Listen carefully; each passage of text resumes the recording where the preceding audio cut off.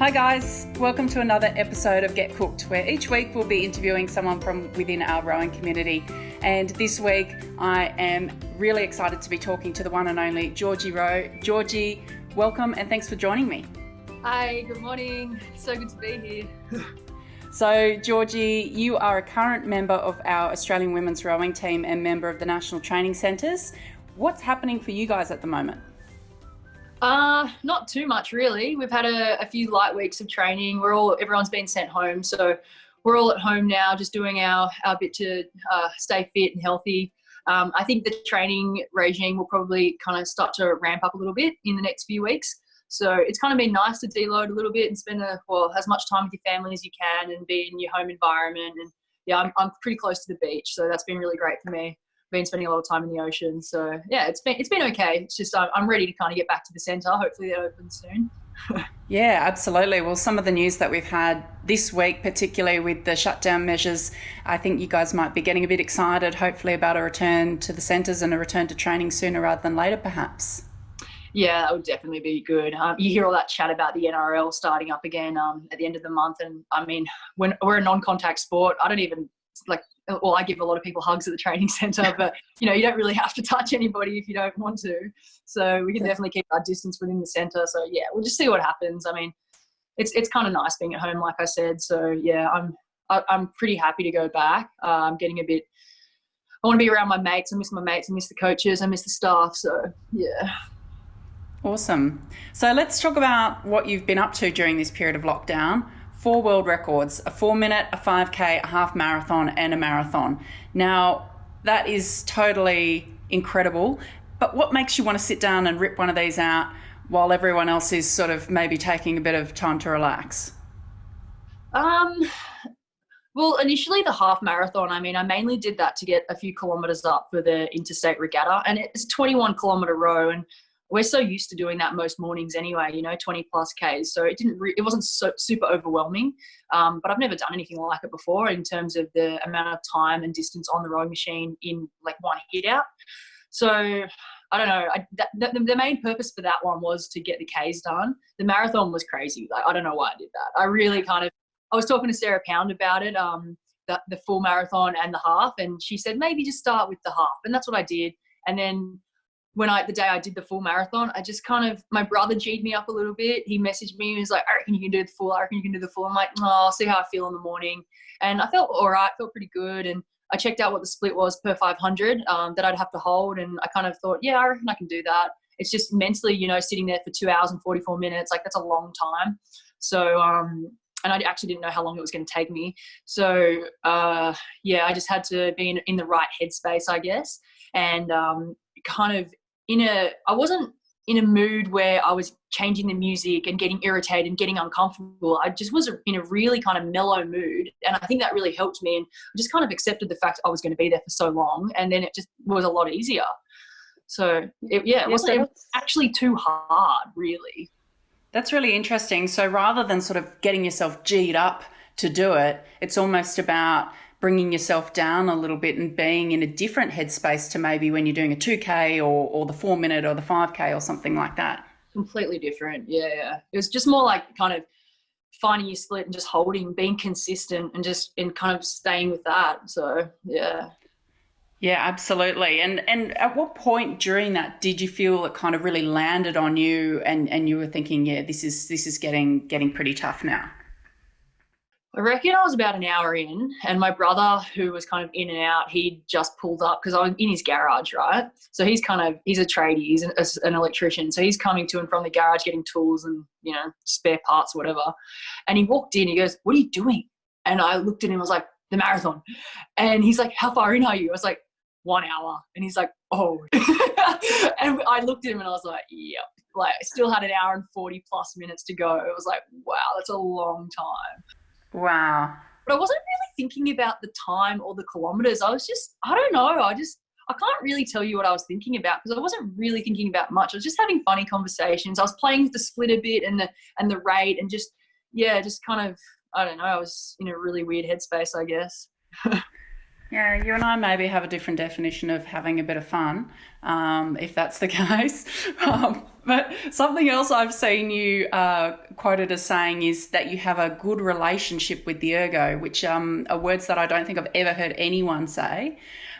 So, can you tell us a little bit about how you developed, I guess, a good relationship with the ergo? Is it just that you're physically strong? And any tips for younger athletes about overcoming a fear of erg tests? Because a lot of people do have a fear of the ergo.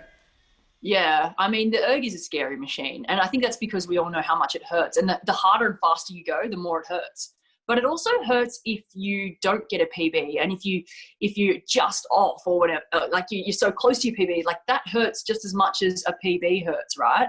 Probably a little bit more actually if you just miss out. But I don't know, my relationship with the erg, because I'm good at them, and I know I am, and I have been for a long time. I think because I get better, like, well, if I compare myself, I get better scores, and I just think that I know that, but I still get scared. Like there's still days, the 2K, the night before, I can barely sleep. Like I still get anxious about the erg, but it's just the approach, it's just a machine. And I think Tim McLaren told me, and it's the same with the boat. Like the boat or the erg doesn't know if you're an Olympic gold medalist or a novice. You just got to get on there and do your job. And as long as you kind of know what your best is and you're trying your best, and it's so simple. Like, it's back to basics. Like you just got to do your best, and you just got to give it a bit of a crack. And yeah, I don't know. The erg's a funny machine because you're right. It can mentally be super, super challenging. And some days I hate the machine, and other days I love it. So it just, yeah, you just got to kind of be one with the erg, I guess. Well, this will be really interesting. I know that I coach some younger athletes who really get paralysed with fear about it. In fact, they've said to me, don't even tell us when we have a 2K, just when we get there in the morning, just tell us then, for exactly what you said, that they can't sleep the night before. So it's really interesting to hear that you, a 4-time world record holder over 4 different distances, is that you're going through the same things mentally that they are. So I think that'll be really relieving for a lot of those younger athletes to hear you say that. I think just for them, and even for myself, getting into a good routine before you do those kind of ergos, like the 2K and the 5K, like I have the same warm up, no matter if it's a 2K or a 5K, different for the longer stuff. But, for those ones, the shorter and really fast ones, I do the same warm up every single time. And I know that off by heart. And I know when I need to eat. I know when I need to go to the bathroom, like all those types of things. I know it works for me. And so getting into that routine and making sure that you know it really well puts you in a really good position to perform well. Yeah, that's an excellent tip. Having that same process going into it, both mentally and physically, to set yourself up well every time. You got to remember, ergs don't float. And the best person on the ergo is not necessarily the best person in the boat. And I'll be the first person to tell you that. So they're not everything, but they're a good measurement. Yeah, absolutely. And nice to have a bit of horsepower in the boat anyway. Yeah. Thanks. So obviously the current shutdown means that a lot of people are working out at home. They're on their rowing machines. We've seen great participation in the interstate online indoor regatta and also the Anzac Day challenge. What are some tips that you have for people who are trying to stay fit and work out at home and are spending some time on the rowing machine? I think it's probably not a bad idea to jump on YouTube and actually get some technical advice. Like, I mean, there's quite a bit on Rowing Australia's put up a few things about how to erg properly. And if you do it properly, it's not as hard. That people jump on the rowing machine and they're rating like 28 and they're holding splits that I can hold at 18. And it's not because I'm that much stronger and fitter and faster. It's just because I'm rowing the machine better and more efficiently. And so if you are wanting to do like quite a bit of volume on the rowing machine, you need to row it properly. Otherwise you're going to hurt yourself. So that's really important. And with just trying to motivate people, I guess, have a bit of fun with it. Do some sessions with mates, just enjoy what you're doing. I think that's such the beauty of COVID. I was talking to a couple of my mates and they've been training, they're in the surf club and they've been training and they said, oh, it's just really nice to actually just go for they're ski paddlers, just to go for a ski paddle and have a coffee. I'm like, yeah, and not have to do the high intensity and the racing and competitive stuff all the time. We're in a very competitive environment all the time. And, right now you actually have a really awesome opportunity just to enjoy what you're doing. Yeah, absolutely. Great tip there. to take a bit of time to actually enjoy this because we know that it is rapidly coming to an end. Yeah, it will. I was already thinking, I was like, oh God, I've really enjoyed this. I Yeah. like slowing down and just, going at my own pace. But yeah, it'll ramp up. It'll all be back to normal soon, I think. Absolutely. And what is your favourite erg workout to do? Um, oh, that really depends on the day and the mood and what we've done on the day. We do a pretty good. I like sessions that you get a good workout in, and that ones when you've done them, you feel like you've really achieved something. You're like, well, that was really hard. I can tell you which one I hate. I hate a 30-minute rate 22. Hate that. As hard as you can. I don't know. I'm much more of a distance person. So you give me an 8K erg max, I'll do that. But a 30-minute, I'm like, oh, that's a bit daunting. But we do a session out at the centre, and I quite like it. It's 4K, 3K, 2K, 1K, and then the rates go up. So I think it starts at 20, 22, 24, and then 28 for the 1K. And I just quite like that because you've got a bit of volume there, and then you also have a bit of high rate kind of stuff. So yeah, I don't mind that. That's probably, I wouldn't say it's my favorite, but that's definitely up there with one that I kind of, when I think about a good session, that it kind of ticks all the boxes for me. Yeah, that's a good one. The Kinross kids might have that coming their way this season. Yeah. So about a 3-minute rest in between. All right. I'll let them know. 2 minutes. All right. So let's talk a little bit about your journey into flat water rowing. You came from a surf boat background. You've mentioned that you're up at Narrabeen and up at the beach there. How did that actually come about? Yeah, I mean, it's a pretty long story, but to refine it, I've always done sport. My auntie's a 2-time Olympian. She's went to Atlanta and Sydney for kayaking. And so I was a big kayaker when I was all throughout high school, really. I was doing that every morning. My grandma was driving me to training and I loved kayaking. And that kind of brought me into the surf club world because then I started doing a lot of surf ski paddling, and that kind of door opened for me. And once I went to the surf club, I was down at Manly Surf Club initially with people like, I don't know if you know people like Naomi Flood and Murray Stewart. They're all down there. So I've kind of been around these really inspiring people all the time. And yeah, I really fell in love with the surf club and paddling surf skis. That was really cool. And then my brothers, my 2 older brothers, they were rowing at DY surf boats, at DY Surf Club, and they're sweet, Steve Scott. They were always telling me like, you've got to get in a boat. You've got to get in a boat. Look at you, get her in a boat, all that kind of stuff, all the chat that you hear on the beach. And I'd always go and watch them at carnivals, and I really, really liked the camaraderie and the teamwork, and surf boats just was so appealing to me. And like they do have this initial story where they say that if you line up people against a brick wall or any wall, and then you throw bricks at them, and the people that are still standing, they get selected into a surf boat crew. And I just think that's so funny. That probably explains why I have a big dent in my head. But yeah, no, I don't know. Surf boats it's really cool. And so when I think I was in under 19s, when I finished surf ski paddling, and my mate Abby, she kind of said to me, gee, we need somebody. Do you want to come and give it a try? Just try it, see if you like it. And as soon as I jumped in the boat, I loved it. And I just thought, God, my brothers were right. Why didn't I do this like earlier? But surf boats is a bit different.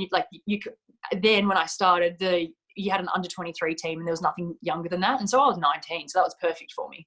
And then, so I did 1 year at Manly Surf Club, and I must admit, I did dabble in a bit of stillwater rowing at Mossman. So after my first year of rowing surf boats, I went down to Mossman and I met a few of the girls that are now at the centre. And I did it for maybe 6 months, and I just didn't love the sport then. It wasn't my time. I did it, didn't love it. I loved surf boats, and I think that's where my passion was at that point in time. I was also studying, and I couldn't see how my nursing degree and stillwater rowing was going to work together, because I was doing pracs. I'd be in a hospital for 8 weeks straight, and I was on shift work, and it wouldn't work. And so I think it just wasn't the right time. So then I moved to Collaroy Surf Club, and I kept rowing surf boats there, and I was working as a nurse. Like, I finished my degree, and my life was pretty good for a little while. I was living in pretty much a triangle, rowing at Collaroy. I worked up the hill at Collaroy Plateau, and my gym was around the corner as well. So that was a pretty cool lifestyle. And then I did this indoor rowing comp that my mate just, he let me know that it was on Facebook, and I did that indoor comp, and I didn't really realize how fast my 2K was. I knew I had a good 2K, but I was only comparing it to the other girls on the beach. And so, you know, it was like 50 seconds faster than the next girl on the beach. Like I was pulling the same scores as the boys, which is, you know, not so impressive for the boys on the beach, but, you know, compared to girls. And that's all if that's all you know, that's all you know. And so I was pretty naive, and I had no idea. And even when I did a 2K, and when I did that one at that indoor comp, the Aussie indoor comp, I still had no idea, and had no warm up. Like I was just saying with the whole routine before an ergo, I had none. I literally rocked up, did a few strokes, didn't know anything about drag factor, did a few strokes, and I thought, yeah, no, that feels about right. And I just went as hard and as fast as I could. And so I would hold like a 130 split and come down to like a 150. And so it was just, and I would love to see the splits now if I had like the breakdown of how I did it. It would just be so ugly. But I still got a pretty good score. Can't remember off the top of my head. Maybe it was like a 638 or something. Yep. Still a pretty decent score. But yeah, and then that obviously got a little bit of interest. Ron Batt gave me a call. John Keogh gave me a call. And yeah, I mean, the rest is history, but the rest, it was a lot of hard work. You know, I had to really reassess my life. I had to kind of figure out if I was going to pursue this, if I really wanted to do it. And, you know, from my kayaking background, that Olympic kind of dream was always in the back of my mind.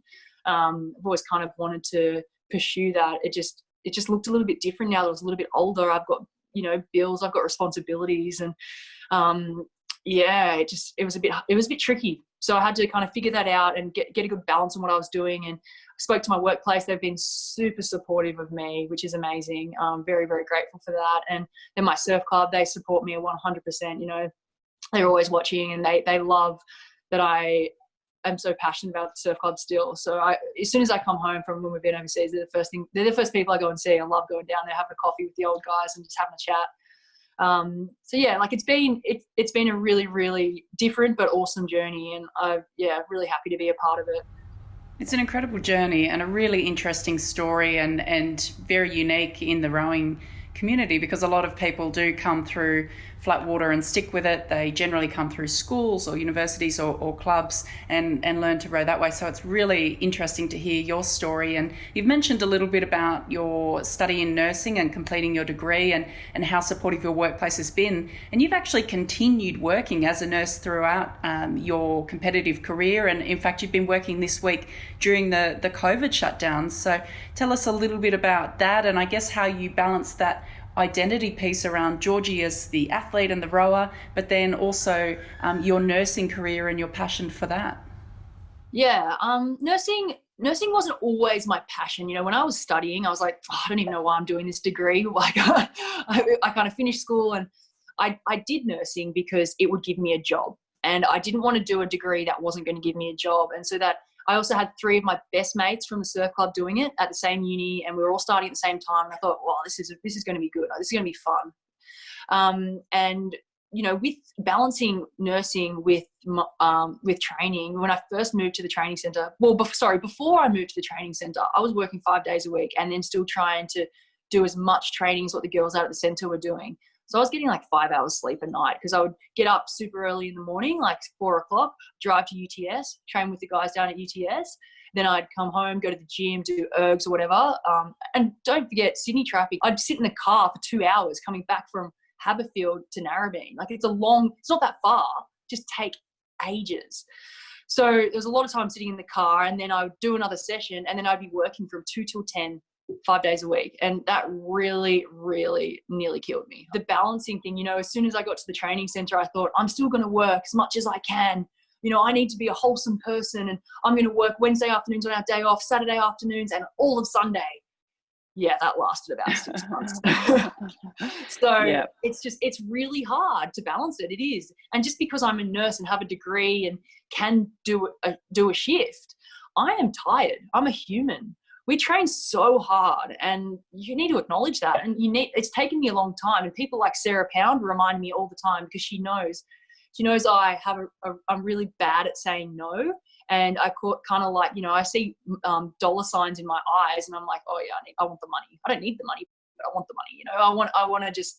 And also I want to do something. I love nursing now. I do love it. And I like looking after people, and it keeps me grounded, and it gives me a good perspective on life. And like right now with COVID, you know, I'm looking after people all the time, and it does remind me of kind of the person that I am, and it's a really nice perspective to talk to these people, and a lot of them are war veterans as well. And we just had Anzac Day, and you hear some of their stories, and it's just a beautiful place to be. And on the days right now that aren't such a huge training load, it's kind of nice to do something different. Yeah, that's really special hearing you talk about it that way and having that perspective and that empathy. And you're such a loved member of the Australian rowing team, and you can see that all of this really has built you into the person and the athlete that you are, which is really special. Now, look, the Olympics have been moved by 12 months. Yeah. How does that feel? I mean, I can't imagine preparing for the Olympic Games and hearing the goalposts have shifted by 12 months. What does that do to you mentally? How do you shift your focus, and how do you get back on track? Well, when we first found out, I actually was a little bit relieved, because I felt like the world was crumbling around us and we were just in this bubble of pretending like nothing was going to change. And then when it was finally postponed, it was like, okay, thank God. Now I can actually think about the wider world and the community, and being a nurse, then I can, go and help. But it sucks. I've got to be honest, it really sucks. Like another 12 months, I'm going to be another year older. I was excited. I was so pumped. We should be in Italy right now. I woke up this morning, it's freezing cold. I should be in the Italian summer.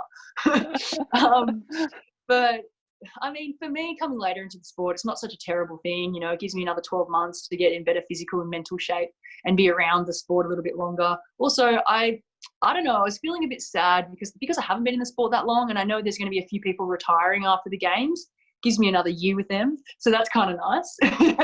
Get to develop those relationships, and they're super important to me, and I think that's special. And it because of what's happened, when we do go to the games, it's going to be a really, really special time for the whole world, and it's nice to be a part of that.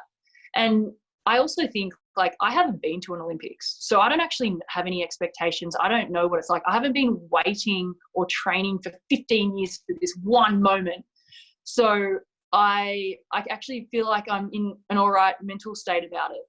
But like I said, it does suck. It really does suck at the same time. Well. You will get that experience, and it will be amazing when it does happen.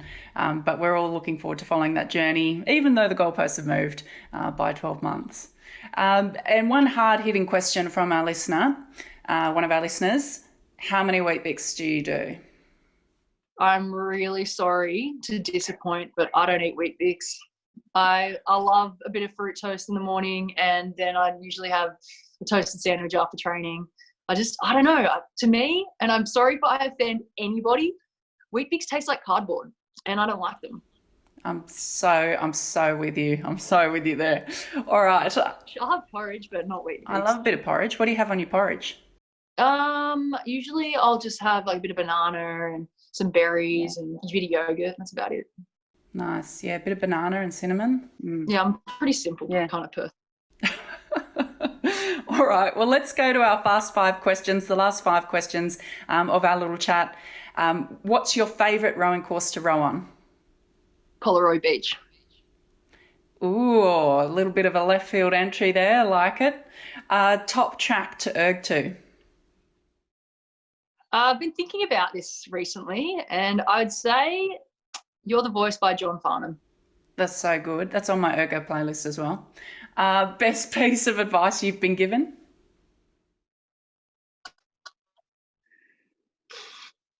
If you can't change it, why worry about it? Very appropriate, especially in the context that we're currently living. Career highlight to date? I'm really sorry if this isn't the answer that people would expect, but my career highlight would still be winning Aussies with my 3 best mates for Collaroy 5 years ago. Amazing. And the hardest session you've ever done? I don't know yet. Haven't done it yet. That's a perfect answer, especially if your coach is listening to this. Because whatever you say, you know that he's going to come up with something worse. Yeah. Haven't done it yet. The hardest session that I've done is the one I haven't done yet. Very good. Excellent. Thanks, Georgie. I mean, you can send us out with a bit of You're the Voice if you want. Yeah. Can you drop me a beat, Cookie? Oh, no. No. I was trying to understand it, making noise. No, I don't mind a bit of karaoke though. You just haven't caught me on a good day. You know, it's a bit cold. The vocals aren't very warm. So going back to that, routine, I just got to do my vocal warm up before I really whip out You're the Voice. We're going to Tokyo next year. You might have a few opportunities once competition's done. Yes. Yeah, no, I'll definitely be hitting that up. Look out for the karaoke bars. Georgie will be centre stage after she's got her Olympic gold medal hanging around her neck. Georgie, thank you so much for joining us. It's been an absolute pleasure talking to you. Your journey has been fantastic. You're a wonderful human and it's been a great time. Thank you. Thanks, Cookie.